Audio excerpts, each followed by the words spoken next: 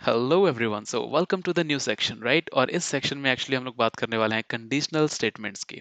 Okay, जिसके बारे में आपको नेक्स्ट वीडियोस में क्लियरली धीरे धीरे पता चलेगा।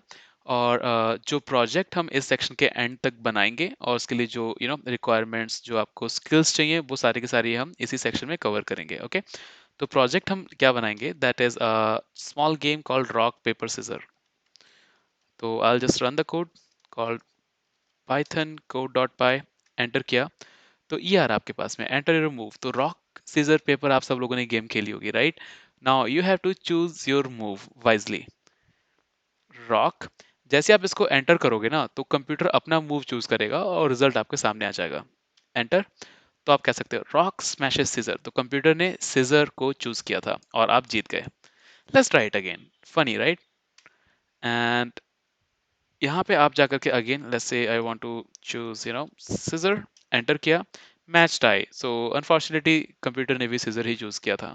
Okay, and again if I want to run it I will say scissor again.